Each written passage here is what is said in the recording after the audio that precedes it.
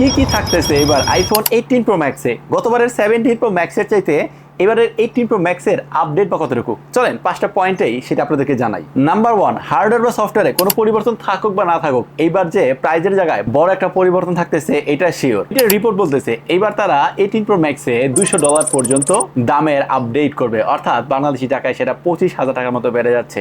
But আদৌ বিষয়টা এমন না, বাংলাদেশে যখন কোনো ফোন আসে ওইটা তার চাইতে আরো অনেক গুণ বেড়ে যায়। তো এইবার আমার যতটুকু আইডিয়া, ভাই 2.5 লাখ টাকার নিচে আপনি আইফোন 18 প্রো ম্যাক্স পাচ্ছেন না। তবে দ্বিতীয়ত যে আপডেটটা আমার কাছে বেশি এগ্রেসিভ মনে হয়েছে সেটা হচ্ছে তার চিপসেটের জায়গায় বা তার প্রসেসরের জায়গায় আইফোন 18 প্রো ম্যাক্সে ব্যবহার করা হচ্ছে অ্যাপেলের A20 প্রো, যেটা 2 ন্যানোমিটার আর্কিটেক্টে বিল্ড আপ করা। মানে অ্যাপেলের প্রথম একটা চিপসেট যেটা মাত্র 2 ন্যানোমিটার আর্কিটেক্টে বিল্ড আপ করা হয়েছে। এর ফলে পাওয়ার এফিসিয়েন্সি, এর ফলে কিন্তু ফোনটা বেশ ভালো পরিমাণ পাওয়ার এফিসিয়েন্সি হবে, পাশাপাশি ব্যাটারি বার্নটাও কিন্তু অনেক কম হয়ে যাবে। অর্থাৎ 2 ন্যানোমিটার প্রসেসর মানেই এক্সট্রাঅর্ডিনারি দেয়।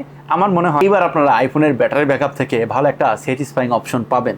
এরপর বড় একটা পরিবর্তন থাকতেছে এটা ডাইনামিক আইল্যান্ডে। ডাইনামিক আইল্যান্ডে অনেকে বলতেছিল যে সাইডে চলে আসবে, অনেকে বলতেছিল উঠায় নিয়ে যাবে, বাট আদৌ তো বিষয়টা এমন না। এবার তারা ডাইনামিক আইল্যান্ডটা সেন্টারে রাখতেছে, ফোনের মাঝখানেই রাখতেছে, তবে সাইজে কিছুটা পরিবর্তন আসছে। দেখেন আইফোন 12 এর কথা যদি বলি, আইফোন 11 এর কথা যখন আমরা দেখতাম ডাইনামিক আইল্যান্ড অনেক বড় ছিল, পাশাপাশি ইউ শেপের ছিল।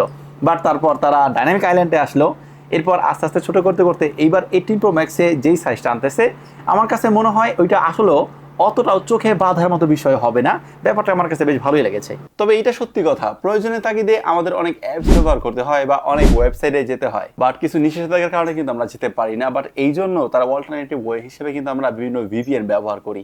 তো এই জায়গা থেকে মূলত আমি যে ভিপিএনটা ব্যবহার করি সেটা হচ্ছে বাংলাদেশি ভিপিএন, যেখানে আমি বাংলাদেশের সার্ভারটা পাচ্ছি, পাশাপাশি আমি সৌদি আরব থেকে অন্যান্য দেশের সার্ভারও কিন্তু ব্যবহার করতে পারতেছি। তার ফলে আমার যে কোনো অ্যাপস ব্যবহার করা খুব ইজি হয়ে গেছে।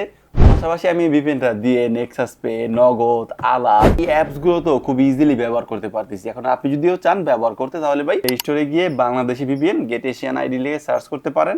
আর এছাড়া আমি এটা ডাউনলোড লিঙ্কটা ডেসক্রিপশন বক্সে দিয়ে রাখলাম, সেখান থেকে খুব ইজিলি ডাউনলোড করে নিতে পারেন।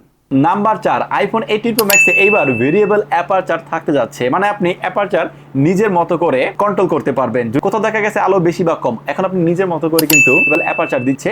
তবে এই ভেরিয়েবল অ্যাপারচারের বিষয়ে আসলে আমি একটু সন্দিহান, এই বিষয়ে ক্লিয়ার না, যেহেতু আমরা লিক আর রিউমার থেকে ভিডিওটা সাজিয়েছি। তবে হ্যাঁ, ফাইনালি আসলে বোঝা যাবে আসলে এরা ভেরিয়েবল অ্যাপারচার নিয়ে আসলো কিনা। আর সর্বশেষ যে পরিবর্তন আমি বলবো সেটা হচ্ছে এর ভেপোর কুলিং চেম্বার বা ভেপোর চেম্বার কুলিং। এটা আগের চেয়ে অনেক ইমপ্রুভমেন্ট করছে। তারা বলতেছে এবার লং টাইম ধরে নাকি ভিডিও রেকর্ড করা যাবে 4K তে, পাশাপাশি গেমিংটা অনেকটাই সাস্টেনেবল হবে। অর্থাৎ আইফোনের হিটিং ইস্যুটা অনেকটাই তারা কমিয়ে ফেলেছে।